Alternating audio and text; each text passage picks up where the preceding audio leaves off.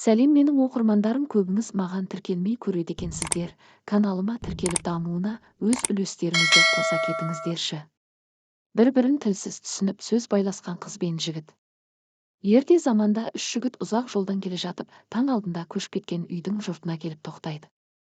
Үйдің орнына қарап тұрған біреусі, осы көшкен үйдің не бойжеткен қызы, не екіқабат келіні бол керек дейді.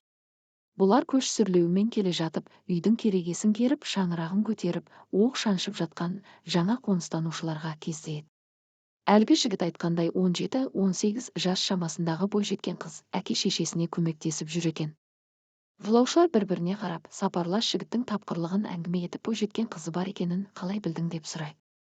Жігіт, жатарда кемпір шал жүктің үстінде жатқанда, қыз жердегі бір бума қамыстың үстіне жайғасқан. Бойжеткен ұйықтап жатып керілгенде, қамыс аяғымен сырғып түскен. Екіқабат әйел де ұйықтағанда осындай күйге түседі. Жұртта қалған қамыстан соны байқадым дейді. Осы кезде үйге қыз кіріп келіп, жолаушылардың ортасына бір үлкен кесені төңкеріп шығып кетеді. Қыз кетісімен үшеуі, осы кесенің астында қандай зат бар деп таласады.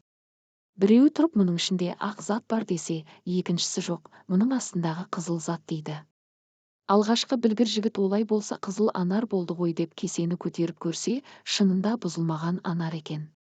Қонақтарға шай жасауға келген қыз кесемен анарды алып шығады да, қайта кіріп дастархан жайып, шай құйып беріп отырады.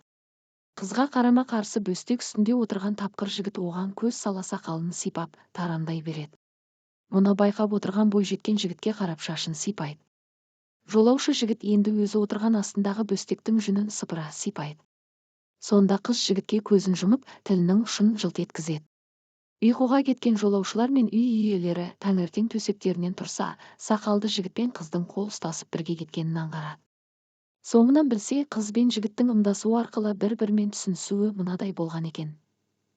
Кесе астындағы анардан мен әлі анардай бұзылмаған қызбын деген мағынаны білдіргенін түсінген жігіт, қызға көрсете сақалын сипағаны, әкеңе сақалымдай мал берсем берер ме екен дегені, қыздың шашын сипағаны, шашымдай мал берсең береді дегенді ұқтырады. Олай болса, сен үшін малды мына бөстектің жүндей айдап беремін деп, бөстектің жүнін сыпыра сипаған жігітке ырза болған қыз, көзін жұмып, тілін шығарғаны, ел ұйықтаған кезде келіп тілдес деп белгі беріпті. Осылайша бір-бірімен ақылы тең екі жас қосылып, мұрат мақсаттарына жетіпті дейді.